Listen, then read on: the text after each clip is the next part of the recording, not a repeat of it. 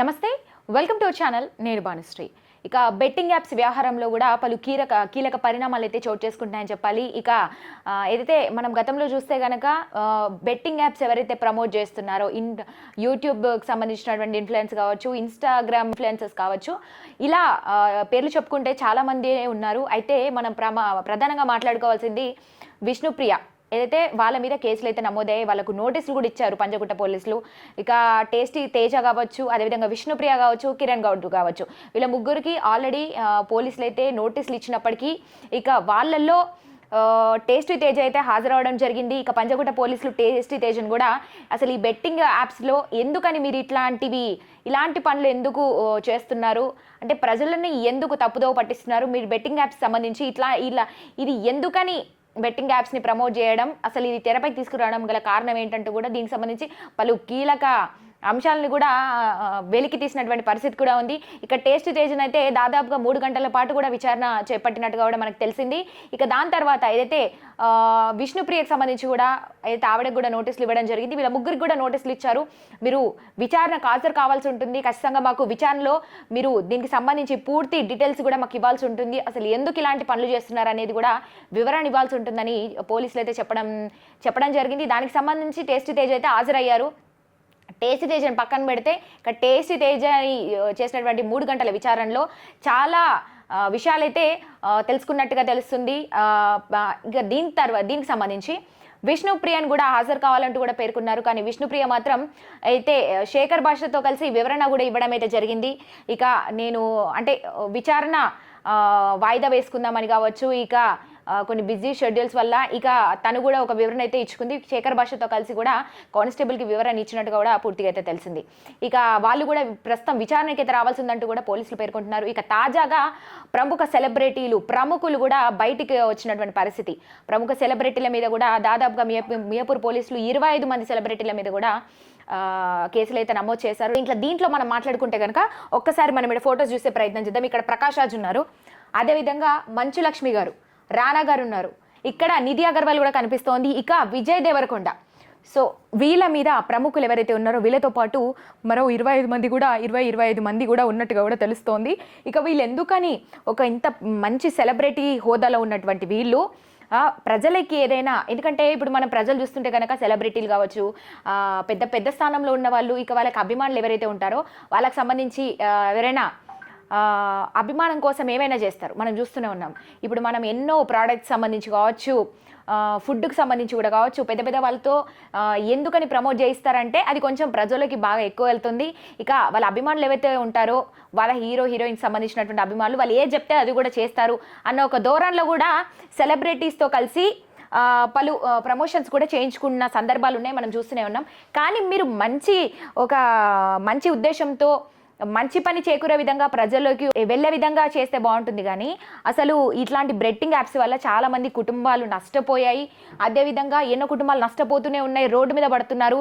Betting apps అంటేనే ఎంతో నీచం నికృష్టం, ఇలాంటిది ఒక క్రైమ్ అని చెప్పాలి.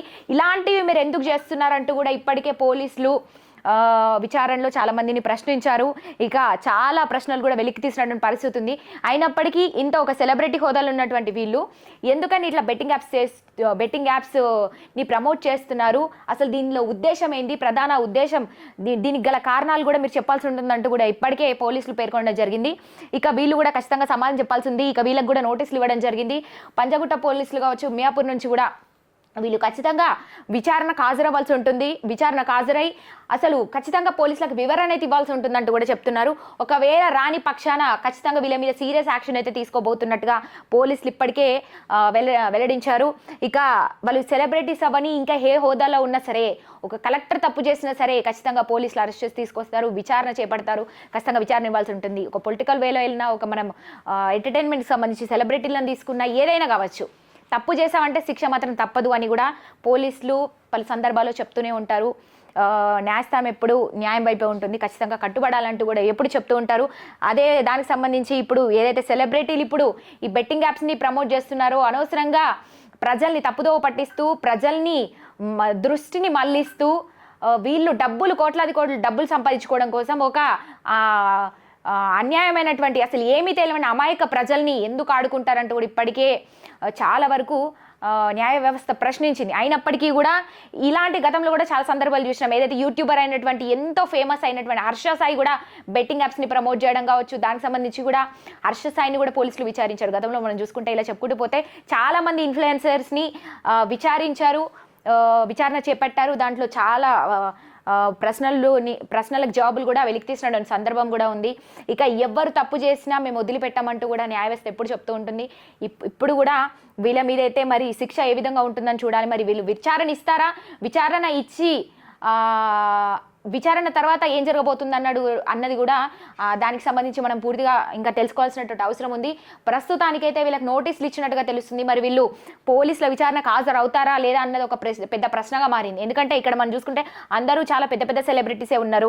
ఇక్కడ మంచు లక్ష్మి గారు కావచ్చు, ప్రకాష్ రాజ్ గారు కావచ్చు, రానా గారు కావచ్చు, రానా దగ్గుపాటి అసలు ఎంతో ఒక గొప్ప స్థాయిలో ఉన్నటువంటి వారు. ఇక్కడ విజయ్ దేవరకొండ ఎంతో మంది అభిమానులు సంపాదించుకున్నటువంటి వాళ్ళు చాలామంది ఉన్నారు.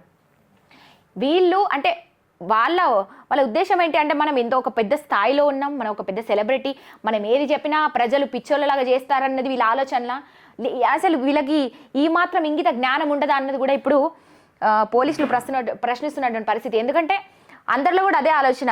ఇంత ఒక స్థాయిలో ఉండి ప్రజలకి మంచి దోవలో తీసుకెళ్తే తప్పలేదు, కానీ ఇలా బెట్టింగ్ యాప్స్ వల్ల ఎంతమంది డబ్బు పోగొట్టుకుంటున్నారు, ఎంతమంది అసలు ఎంత పెద్ద క్రైమ్ అది, ఎంతమంది కూడా కుటుంబాలు నష్టపోతున్నాయి. అలాంటి ఒక బెట్టింగ్ యాప్స్ని ప్రమోట్ చేయాల్సిన గల కారణం ఏంటి, ఇలాంటి పనులకు ఎందుకు పాల్పడుతున్నారు ఇలాంటి సెలబ్రిటీస్ అన్నది కూడా ఇప్పుడు ప్రధానమైన ప్రశ్న అని చెప్పాలి. సో మొత్తం మీద వీళ్ళకైతే నోటీసులు ఇవ్వడం జరిగింది. వీళ్ళతో పాటు పలు సెలబ్రిటీలు కూడా ఉన్నారు. ఇక శ్యామల కూడా ఏదైతే ప్రస్తుతం వైఎస్ఆర్సీపీ పార్టీలో ఉన్నటువంటి అధికార ప్రతినిధిగా ఉన్నటువంటి శ్యామల కూడా దీంట్లో పాల్పడ్డట్టుగా కూడా తెలుస్తుంది. ఇలా చెప్పుకుంటూ పోతే మరికొందరు కూడా ఉన్నారు.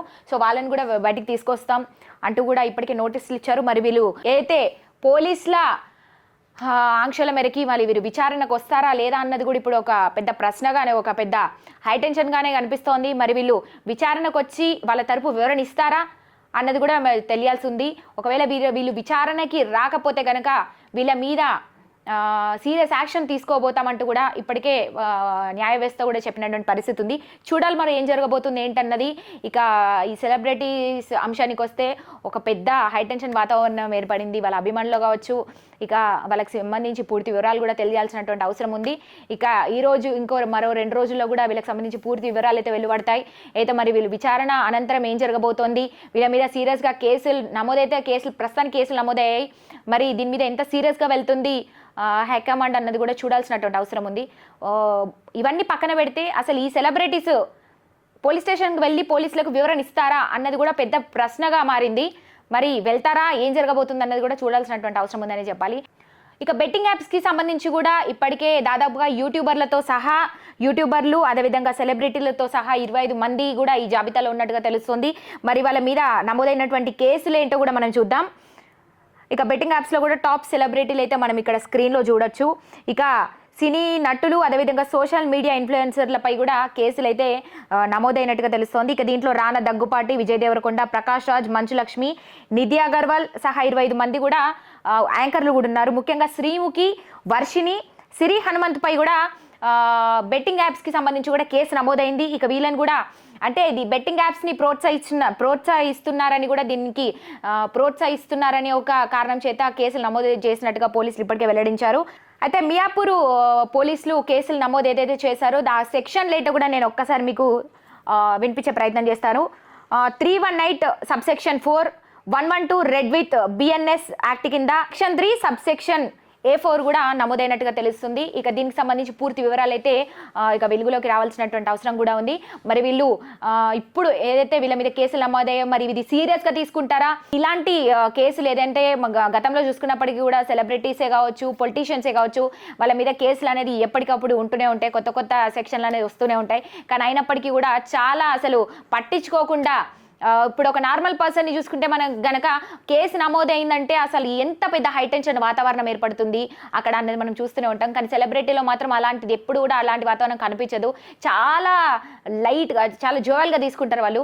మరి ఇప్పుడు ఈ కేసులను కూడా సీరియస్గా తీసుకోబోతున్నారా, మరి పోలీసులకు వివరణ అందించబోతున్నారన్న అంశం మీద కూడా చాలా వివరాలు అయితే బయటకు రావాల్సినటువంటి అవసరం ఉంది, చూడాల్సినటువంటి అవసరం ఖచ్చితంగా ఉంది. చూడాలి మరి ఏం జరగబోతుంది ఏంటి అనేది.